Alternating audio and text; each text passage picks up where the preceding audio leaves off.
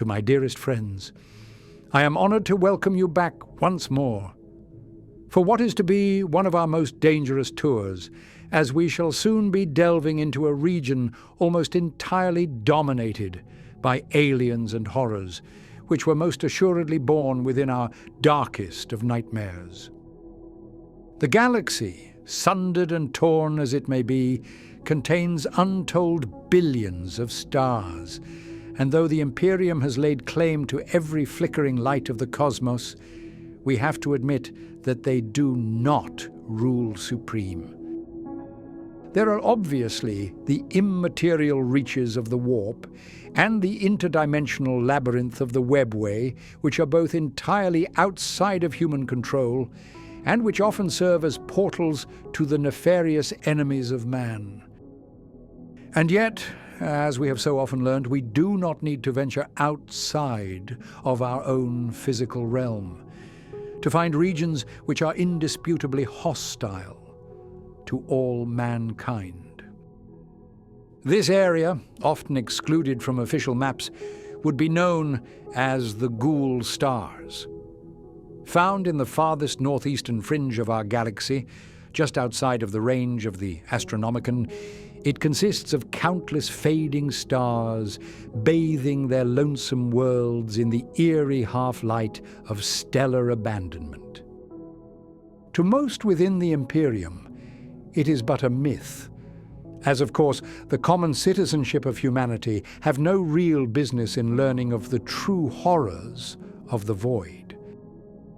But for the Admiralty of the Imperial Navy, they know all too well to avoid this region as a most vital prerogative, as countless vessels have sailed into those uncharted depths. Yet very few have ever been known to return. Once upon a time, in the truly bygone days of the Dark Age of technology, humanity's reach did indeed extend this far, with scant settlements found scattered beneath the dim stars, huddled together as pioneers, reaching for glory in the galaxy's farthest frontier. But those colonies are long gone. Over the uncaring years, the many colonies were reduced to silence, their planets scoured clean of life, leaving the worlds just as desolate and just as isolated as they were before mankind ever walked upon two legs. Of course, with the later rise of the Imperium, humanity did in fact recolonize some of their old territories, though mankind was never to have an easy time, living so far from home. In our current age, we cannot truly say as to what lurks within the Ghoul Stars. Though yes, we do know of some of the horrific aliens and of some of the Imperial allies who defend the nebulous borders, but it would be impossible to fully catalogue a region so dark and so hostile to all forms of life. The few explorers who have ventured close to the Ghoul Stars report of strange lights flickering between the faint suns, of distorted signals echoing through the Vox, and of ships which only emerge for the briefest of moments before sinking deeper into the oppressive dark. For today, however, we will be taking a risk most perilous, but utterly necessary, as if we are to learn of what lurks within the abyss, we must dive in head first and submerge ourselves in its terrible horror. We will begin by providing more of a detailed overview as to what the Ghoul Stars actually are, which will give us some understanding as to why they are off limits to all but the bravest of explorers. This will then lead us to the Death Spectres, those grim marines who guard its boundaries. But once we have shaken their trail, we may investigate the alien nightmares who currently infest the realm, and of the scant Imperial Crusades intended to purge them from what is mankind's rightful territory. But, with our introductions complete, I do believe, my dearest friends, that it is now time for us to begin. The Ordo Xenos has marked this region as a forbidden zone. Yet, of course, for our tour, we must break this quarantine, as we are to now pass beyond the Emperor's light and explore the true horrors of the Ghoul Stars. The Ghoul Stars occupy the most extreme northeastern fringe of our galaxy, technically to be found in our galactic halo, though of course the Imperium classifies the halo stars to be in the northwest, and so that terminology, though accurate, would not be applicable here. In any event, it is so far from Terra that the light of the Emperor's Astronomicon is entirely absent, meaning that warp travel is a blind and perilous venture, with many navigators often refusing to venture past its borders, out of fear of becoming hopelessly lost. But even without his guiding light, the Ghoul Stars are something of an impossibility to navigate. Its borders are rather undefined, as of course it is not a typical structure, instead being a drifting region of the unchartable abyss, which ebbs and flows in accordance to how strong the Astronomicon shines that day. The few captains who dare to risk their vessels to its depths often describe their journey as being truly horrific. The stars do not shine as in other sectors, with the familiar pinpricks of blazing light merely appearing as faded motes of dusty blue, faint grey, and only the brightest will be seen in a pale corpse white. This is due to the fact that they are some of the oldest known stars in the entire galaxy, many of which have entered into the final phases of their life cycle, slowly cooling down before their inevitable deaths. Supernovae are not uncommon in this region, though once their light is finally extinguished, then all that will remain will be of an eerie view of the fathomless darkness of the intergalactic void. The worlds surrounding such dying stars are left in no better condition. Their atmospheres are thin and still, the rare oceans long since frozen into glittering sheets that barely reflect the dreary beams of light, maintaining only the faintest trace of a perpetual twilight before the world turns and is plunged into an occlusive gloom. Some worlds, found closer to their parental star, may glow faintly, and in the cover of night might even give rise to the shimmer of ghostly auroras, though of course this light illuminates naught but further desolation. Vast plains of arid dust stretch into the horizons, perhaps once able to support life, but which now harbor little more than bones, buried beneath untold millennia of piling abandonment.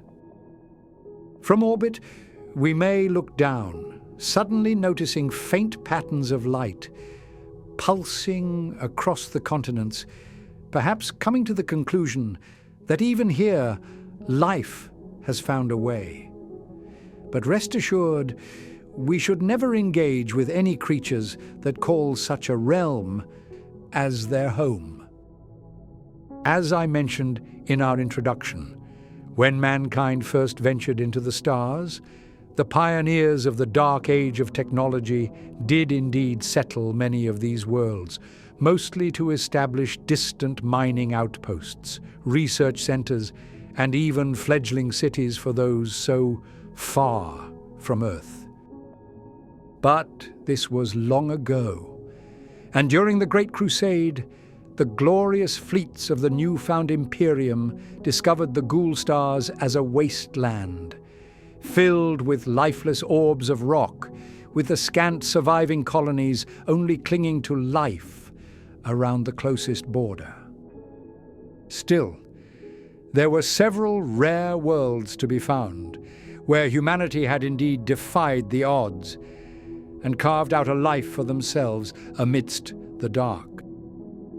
Perhaps the most notable planet to be found in this region was of the lightless world of Nostromo, infamous for being the adoptive home of Conrad Kurtz and his Night Lords. Cloaked in a perpetual night, it had become a refuge for only the most desperate of colonists, though, as we all know, Nostromo was torn apart by the crimes of its son, and in due time, the entire populace was erased from existence. There were other ventures into the dark, some by Mechanicus explorators, who sought to mine the radiation-rich belts of the distant stars in their search for exotic isotopes and possibly even rare technologies left behind by the deceased colonists. But very few of those Martian expeditions ever returned.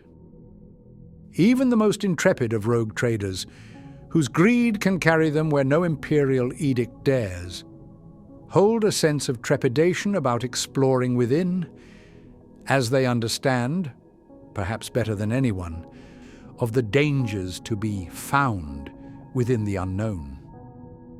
Some scholars believe the Ghoul Stars to mark the outer limit of the galaxy's stability, and they posit that the connection between the warp and real space may be rather tenuous, creating regions of psychic nullity and immense eddies of gravitational distortion.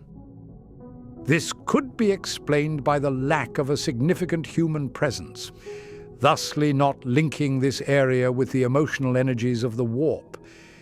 But it is just a fringe theory, written up at a time where no ideas can be sane nor reliable. Others, however, would claim that these phenomena are a result of the ancient aliens of the Ghoul Stars, whose forgotten technologies have slowly corrupted reality itself, perverting our perceptions and responses to the natural currents of both time and space. But regardless of the cause, the Ghoul Stars, as they so stand today, remain largely uncharted on imperial maps.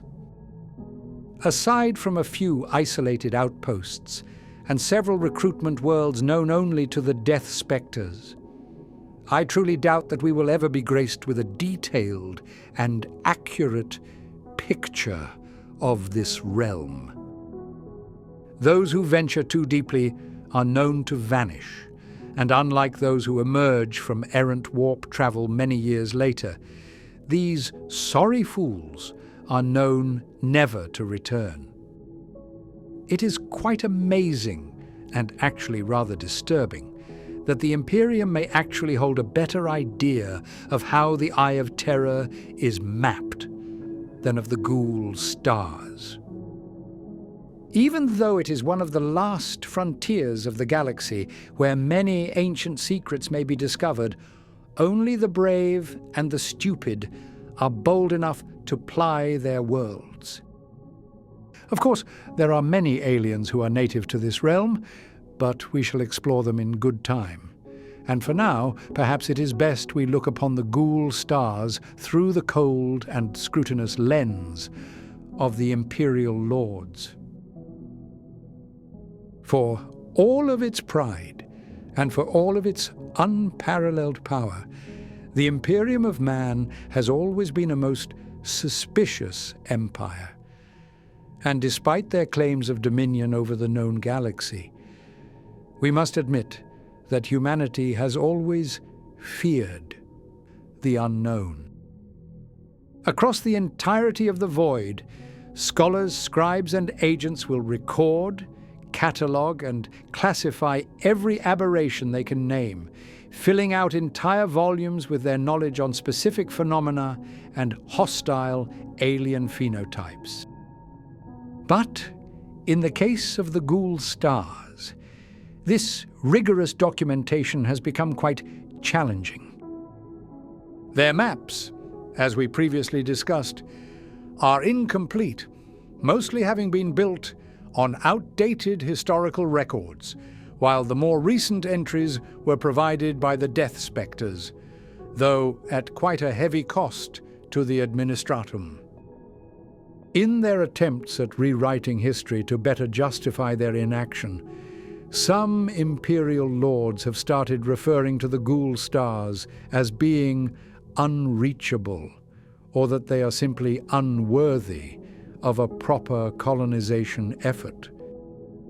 These, of course, are the excuses of a weak and ineffectual bureaucracy, but to give them some credit, if the Imperium were ever to attempt to fully map out the region, then I would expect them to lose countless souls and priceless vessels, all to gain a handful of desolate worlds which already rejected humanity's rule. The Inquisition, ever the masters of all forbidden knowledge, maintains a sealed archive marked with a sigil of repudiation, and within they hold a rather impressive collection of relics, data slates and samples, all once retrieved from the deep interior of the Ghoul Stars. The gene records, currently controlled by the Ordo Xenos, are unique to this area, with many of the aliens expressing traits never before seen in the wider galaxy. The expedition logs and astropathic transcripts, however, have mostly been mutilated by the uncaring hand of censorship, expunging entire pages from record, as if their contents were too dangerous, or perhaps too frightful, for the Imperium to ever learn. Still, it is quite interesting that despite the Imperium's fearful stance on the area, that they do indeed boast several colonies within the Ghoul Stars. Now, these are not bustling hives nor prosperous sectors as might be found in the realm of Ultramar, for instance, but their citizens still serve the Imperium, and in return, the Imperium provides what meager help it can. The Imperial worlds are almost always to be found on the border regions of the Ghoul Stars, where transport links to the wider galaxy are stable, and where the beaming Astronomicon can just about be seen by an eagle-eyed navigator. The world of Orask, for instance, which technically lies outside of the Ghoul Stars' boundary, has been raised as a fortress world, boasting a prodigious population of over 100 million, many of whom are recruited into the Imperial Guard or chosen as recruits for the nearby Marine chapters.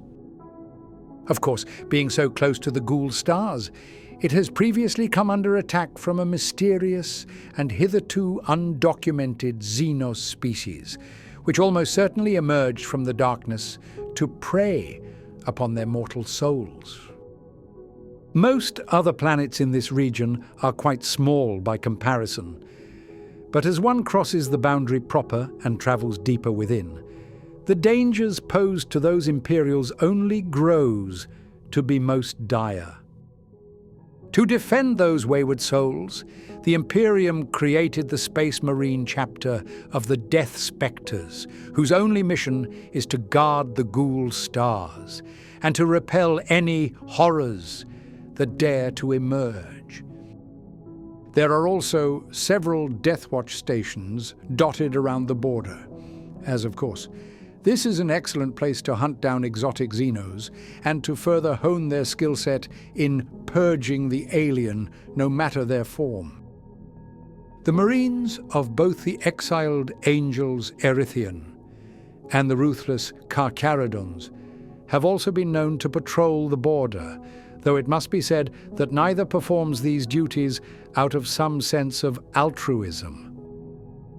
The Angels Erythrian are an incredibly interesting chapter, having been created by the Blood Angels, then sent to the Ghoul Stars in exile as a way of preserving their gene seed, should the chapter ever be labelled as heretical due to their terrible mutations.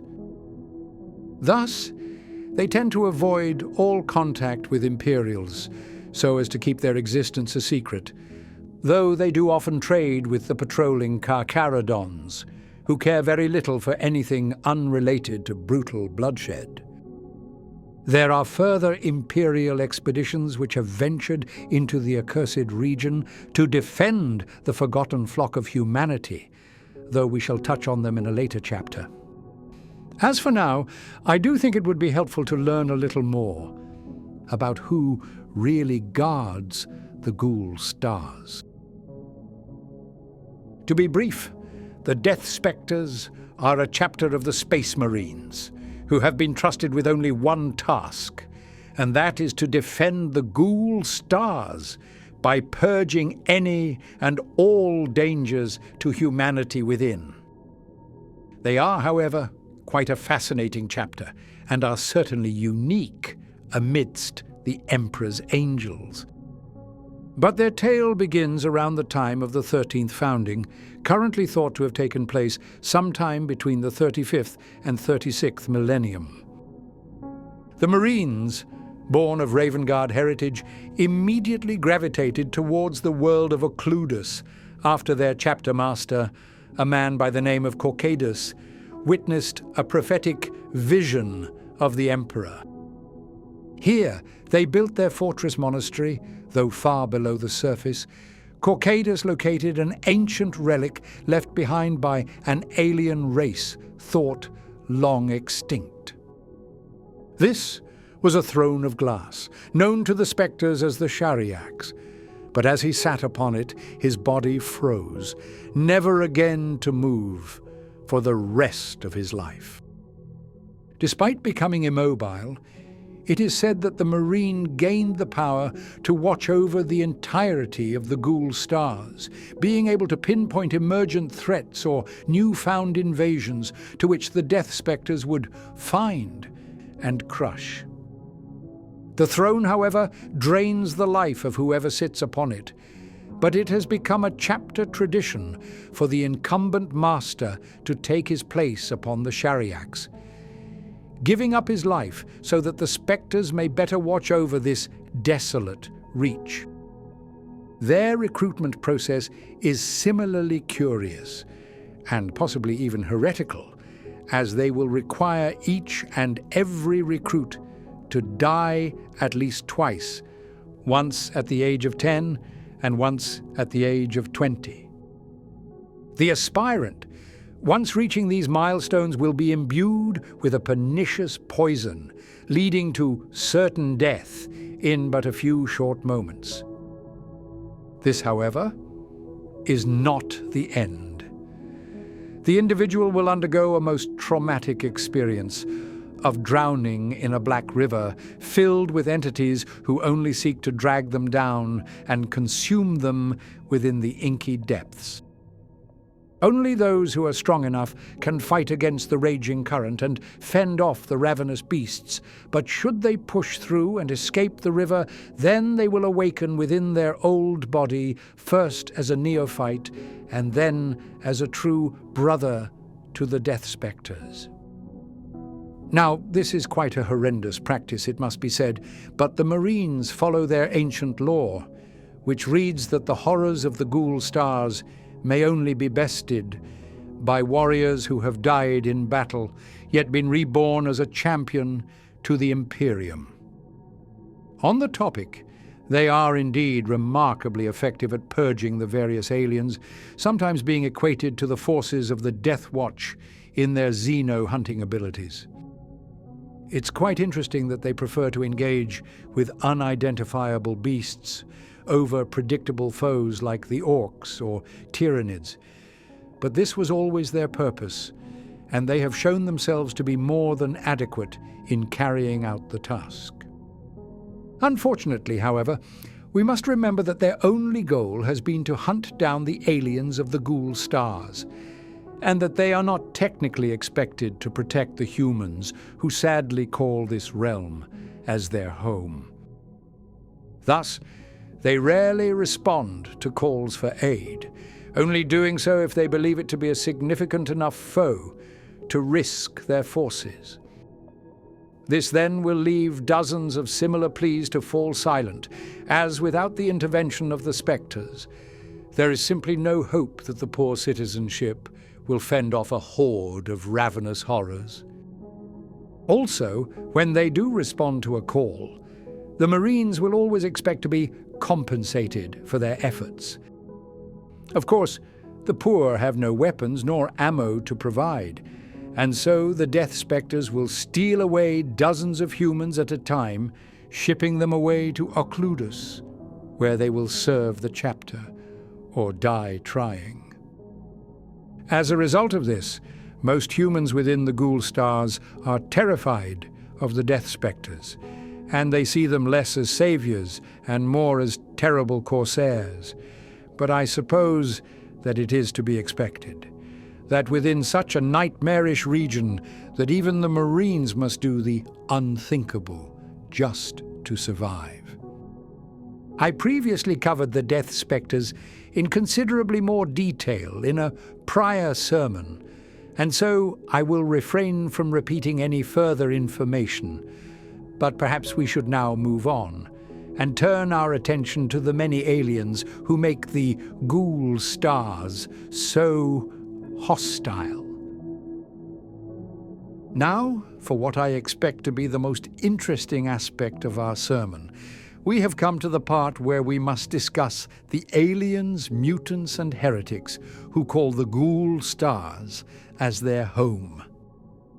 To be clear, these creatures are the reason why we call this region as the Ghoul Stars, as its denizens are so utterly beyond the ordinary, being so bizarre and horrific that many Imperial observers truly struggle to describe them. Among the known species in this area, we will find beasts who seem to have come straight out of humanity's darkest nightmares, including the semi-crystalline Scythor fiends, the brutal Tagoran bloodreeks, and the supernaturally manipulative Thexians. The myriad beasts are so alien that some scholars do not consider them as alive in the conventional sense, possessing forms and abilities beyond human understanding, as if they can bend the laws of reality to their whim in the pursuit of their unknowable goals. For instance, let us begin with the most infamous of the Ghoul Star natives, being of the hideous species of the Scyther fiends. They are a race of spindly-limbed, long-faced xenoforms that from a distance may first appear to be nothing more than a malformed human. This, however, would be a gross underestimation of their danger. Imperial forces have learned, to their great cost, that the Scythers do not conform to any normal patterns of life nor war. They seem to possess an ability to mold and reshape a curious crystalline material into nearly any form, as they are known to dwell within great crystal fortresses, while similarly throwing out swarms of razor-sharp shards to eviscerate any unfortunate victims. Their empire, if one could even call it an empire, was centered around the clinically named gas giant of 9836-18 Grave Core, with initial scans revealing it as highly toxic to all forms of life. The Imperium accurately classified these aliens as hostile, given that every scouting mission into their territory ended up missing, though in truth, they only ever seemed interested in maintaining their empire without expanding into Imperial space. Nevertheless, in the 41st millennium, High Marshal Helbrecht of the Black Templars led a crusade into the Ghoul Stars, eventually seeking the assistance of the Death Spectres to exterminate these aliens once and for all. Unfortunately, however, when they reached the world of Grave Core, the fiends simply disappeared, leaving nary a trace of having ever existed at all. This has led to theories that they may be using their technology to vanish from our plane of reality, though we have no way of knowing where they went, why they did not fight, nor if they will ever return. The Tagoran bloodreeks, meanwhile, showcase a far more brutal and perhaps more understandable example, to the aliens of the Ghoul Stars. They are said to be hulking monstrosities who favor close combat, tearing their foes apart with an aptly described bloodlust. We do not know all that much about the Bloodreeks, but this is a common trope for the creatures of these stars. They are incredibly difficult to capture or even classify, simply due to the fact that the region is so challenging to navigate that few xenobiologists would ever risk venturing in on what would almost certainly be a doomed expedition. The Death Spectres have described several other species to limited effect, speaking of shape-shifting predators made of living shadow, of psychic parasites that devour the mind from within, and of colossal beasts that drift through the void, feasting on the wreckage of starships. The Ordo Xenos, being unable to verify such claims, has still recorded their sightings, though they are sometimes classified more as cryptids than of a legitimate threat. The aforementioned Thexians also call the Ghoul Stars as their home, and though some sources claim they reside outside of the boundary, it seems as though their trade empire simply expands over the border. In any event, they are described as a bimorphic species, meaning that they exist in two different forms, though we have no examples as to what either form truly looks like. They are, however, known to be highly manipulative, being able to sway lesser species into doing their bidding, which explains as to why their trade empire contains so many aliens, and even some humans, unawares that their minds have been stolen. Amidst the unknown aliens, we will also find some species who the Imperium knows all too well, the primary example being of the undying legions of the Necrons. But they do not reside here in the form of a conventional dynasty. Deep within the farthest reaches of the Ghoul Stars is an ancient tomb world, almost entirely forgotten to the wider galaxy, though in recent years Imperial scholars, after learning of its terrible existence, will now refer to it as the Bone Kingdom of Drazak. It has become one of the only known tomb worlds to have been entirely corrupted by the Flayer curse, meaning that each and every Necron who once dwelled here has been reduced to a mindless and bloodthirsty flayed one. They are led by a lord known as Val Ghul, who is rather unique amidst the Necrons, in that he seems mostly immune to the maladies of the curse, having retained his sanity, his cognitive ability, and his position as a ruling noble. The planet, however it may have appeared before, is now little more than a charnel wasteland, where hordes of flayers prowl amidst the fading ruins, searching endlessly through the ceaseless night in their hunt for hot blood and fresh meat. Like ghouls from some Terran myth, they cloak themselves in the ragged skins of their victims, clashing with one another over chunks of rotten flesh, forcing it past their metallic jaws to satiate a hunger that can never be appeased. But all biological life went extinct upon Drazak long ago, and so, when the stocks run low, Valgul calls for a time of bounty, where the Necrons set out on raiding expeditions, stealing away untold thousands of victims who will be released into the lightless streets and hunted down by the vicious flayers. The scions of the Bone Kingdom notably invaded the world of Sandran during the 41st millennium, materializing from their flayer dimension into thin air, before eviscerating the hapless Imperial citizens. The Death Spectres, unable to fully extinguish their presence, resorted to bathing the world in the flames of Exterminatus, forever reducing the world to ash, but not before stealing away ample humans, now destined to serve the chapter.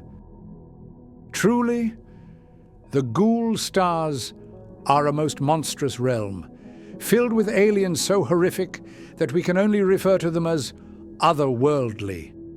But to make matters worse, they have recently been invaded by the intergalactic predators of the Tyranids, undeterred by the nightmares in their endless consumption. Hive Fleet Jormungandr, before their apparent defeat, had started probing their worlds, though it was the fleet of Moloch which has thus far caused the highest degree of destruction. As a most disturbing point, they have been seen to utilize large hordes of zombified humans, thought to be controlled via their mindslaver parasites, though something this horrifying is really just part and parcel of life within the Ghoul Stars. Maybe the most terrible mystery of this region would be of an event which occurred during the 34th millennium, known only as the Pale Wasting, though it is quite difficult to find any relevant information, as it was all but expunged from official imperial records. Essentially, it has been described as a stellar plague, which quickly spread across the Ghoul Stars, possibly seeded by creations known as nightmare engines. The Imperial Response Force, though successful, incurred incomparable losses, with 11 entire chapters falling to the wasting, but we have no way of knowing if they succumbed to the plague or if they fell in battle to the engines. It has been speculated that the 13th founding, which created the Death Spectres to defend the Ghoul Stars, was performed as a direct result of these losses. But of course, the details of that founding have also been purged, so we have no real way of knowing if this is true. I have spoken of so many horrors thus far, but they are not all to be confined to aliens and other such cosmic beasts. The Ashen Claws, another successor chapter to the Raven Guard, turned as renegades during the days of the Great Crusade, not out of some allegiance to chaos, but because their Primarch, Corvus Corax, had exiled them, not seeing them as fit to serve within his great legion. Over the following millennia, they were gradually hunted down, though it should be noted that they maintained positive relations with the newly formed chapter of the Carcharodons, who have supposedly aided them on many an occasion. As it so stands today, they rule over a small empire within the Ghoul Stars, based around their homeworld of Atargatis Prime, where they lead a renegade human state, content to remain neutral, while rejecting the lordship of both the Emperor and of Chaos. The actual space of the Ghoul Stars seems to be just as hostile as of the aliens and heretics found upon its myriad worlds. I mentioned how easy it is for vessels to become lost here, and so the region is littered with the eerie remnants of ghost ships and space hulks drifting endlessly through the void, containing naught but fading bones and unfathomable horrors. Great leviathans will gnaw upon these wrecks, desperately chewing through their ancient hulls, just in the hopes of satiating their enormous hunger. But still, despite the dangers, some would see the Ghoul Stars as an untapped wellspring, yet to be brought into the fold of their empire. And so let us now circle back and review some of the expeditions meant to tame the nightmares and bring light to the uncharted abyss. Mankind, no matter how fearful it may be of that which lurks in the dark, has never been a species to cower away from the unknown. There have been many large-scale crusades and military expeditions into the Ghoul Stars, all with the hopes of finally illuminating some of those nameless horrors before purging them with the righteous indignation that only the Emperor's faithful may bring. We previously spoke of the Ghoul Stars crusade against the Scyther fiends, but as of the 42nd millennium, the Black Templars have already pushed a second fleet into that blasted region, being of the Oparian Crusade. Unfortunately, however, with the emergence of the Great Rift, the chapter has lost contact with the fleet, and though the High Marshal believes them to be continuing in their fight, the fact that they are lost within such a treacherous region means their chances of survival are truly very slim. The Doom Legion, a rather obscure successor to the Ultramarines, were dispatched in the latter years of the 41st millennium to quell a rebellion upon the world of Neo-Khartoum, which, according to my maps, does indeed seem to fall within the outer boundary of the Ghoul Stars. Obviously, there is a high risk of planetary secession in this region, though it must be noted that even with the Marines being successful in their mission, that they caused an excessive and possibly unacceptable level of casualties amongst the otherwise innocent populace. Their home planet, being of the artificial world of Elusia Prime, is thought to be orbited by the pre-imperial Star Fort of the Faithful's Deliverance, joined by a sprawling network of stellar defenses which have been pivotal in repelling the alien excursions from this terrible region. Another chapter, being of the Iron Crusaders, have taken a more aggressive approach, dispatching their fleet into the northwestern territories of the Ghoul Stars. But we have heard no news since their mission began, and so possibly the chapter may very well be lost. The original homeworld to the Crimson Castellans, a planet named as Vol Secundus, was located, at no fault of their own, dangerously close to the borders of the Lightless Reach.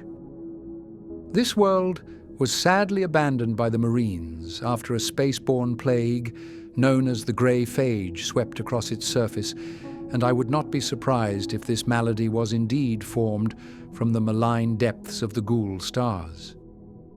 Of course, not all Imperial expeditions have been so official. In the 38th millennium, the chapter of the Marines Errant entered into a covenant with the famed rogue trader House of Ekal, pledging the lives of all 1,000 Marines to Captain Siahaddon. The point of this was to defend the rogue trader with the full might of an Astartes fleet, while he explored the inner depths of the Ghoul Stars, an expedition which lasted for over 40 Terran years. Of course, even with such a prodigious force, it is doubtful that they could have mapped out such a hostile region in such a short time, and as it so stands today, we have no way of knowing what horrors they truly discovered. There are very few tales of the alien factions venturing into the Ghoul Stars, though we do know that the Necrons of the Sautek dynasty have sent emissaries to the Bone Kingdom of Drazak, supposedly to limit their expansion within the eastern fringe. Valgul, the Flayer Lord, has repeatedly declined such foolish demands, primarily out of stubborn pride, but also because he is in a rather powerful position himself, with the wider Necron dynasties often calling upon his Flayers for large-scale campaigns or to simply clean up the tides of gore left in their wake. We currently have no knowledge of the Eldari venturing into this area, though we must wonder how it appeared during the zenith of their own empire, and of whether they similarly saw it as a hostile wasteland, or if in an ancient time it was a bountiful realm of plenitude. The Tau likely have no knowledge of its existence, but maybe that is to be for the best. The Votan, meanwhile, have likely avoided it due to its distance from the galactic core, though they might have an easier time at mining the desolate worlds, if, of course, there is any value to be found. I do wonder, however, if the orcs would enjoy a little romp across the Ghoul Stars, as of course, it would contain many new aliens to crump. And if they got lost during space travel, then I'm sure they'd still find a way to wage a good and proper war. Aside from the regions of the galaxy which have been consumed by the chaotic storms of the warp, and perhaps of those currently suffering under a tyrannid invasion, it is challenging to think of a place more hostile and more horrific than of the forgotten Ghoul Stars. This forlorn corner of the galaxy has rightfully gained a most terrible reputation, yet definitive knowledge about its inhabitants and its curious phenomena still remain rather scarce. The Imperium holds an amateurish knowledge of the various plagues, wars, and stellar cataclysms which decimated the human presence in ages past, but it still does not know for certain who or what caused them. It would be easy to blame the various alien species of the area as being culpable to such horrors, but there are some scholars within the Imperium who hold something of a more occultist view. They would claim that there is some element of supernatural influence across the Ghoul Stars, and that maybe these plagues were created in a dimension yet to be discovered by all mankind. The varied technologies of the ancient aliens found scattered across the cold worlds could also be labeled as the cause, and if we remember the horrors of the Halo devices, it should become clear that it is not such a far-fetched idea to believe. Then again, the abilities of the alien species cannot be underestimated, as the crystal manipulation of the Scythor fiends truly defies human understanding, and perhaps there are other races which can similarly bend reality to their whim. Other scholars, however, disregard such foolish thought and would certainly report you to the Inquisition for daring to claim that the aliens are in any way superior to even the foulest dregs of mankind. These individuals may instead affirm that the maladies of the Ghoul Stars are all born from the nightmare of the warp, as though the boundary between our dimensions has thinned, allowing all manner of immaterial terrors to slither into the dark. Regardless of the truth, I'm somewhat surprised that the Imperium chooses to maintain a civilian presence upon those blasted and twilight worlds. I sincerely doubt that the total human populace of the Ghoul Stars breaches even 10 billion, and so, hypothetically, those civilians could be shuttled away to a safer region and forcibly resettled to some nameless hive world of the Imperium.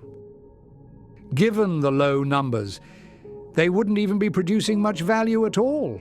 And furthermore, the absence of safe warp routes means that those meager resources are incredibly difficult to ship back to the calmer areas of the galaxy. So we must ask ourselves as to why does the Imperium maintain its most distant colonies? The theories are all rather dark, but the first is that the High Lords utilize these wayward humans as some form of an early warning system. They know the Ghoul Stars are not empty, and so perhaps it is better to retain a number of human worlds to lure out the alien nightmares which in their minds would then be purged by the Death Spectres, slowly establishing order over the entire region. Similarly, if a planet goes dark, then they will know that a threat has stirred, prompting them to dispatch more forces to the boundary, ready to repel whatever crawls out from that lightless abyss. Another theory is that the human worlds of the Ghoul Stars only exist to serve the Death Spectres, and that the Imperium has written off their lives, seeing them as expendable, so long as they support the alien-hunting Marines. If the chapter received recruits from the core of the Imperium, maybe they wouldn't need the human colonies and thus would abandon them entirely to the horrors of the dark. We could also argue, however, that humanity existing in the farthest reaches of the galaxy may serve to bolster the notion that the Emperor's light reaches every boundary of the cosmos. And maybe it is simply better for a single ecclesiastical chapel to stand beneath a dying sun than of none at all. But in the end, I do not believe we will ever understand why the Imperium maintains such worlds, partly because the Lords will never be able, nor willing, to fully comprehend the scale of the dangers of the dark.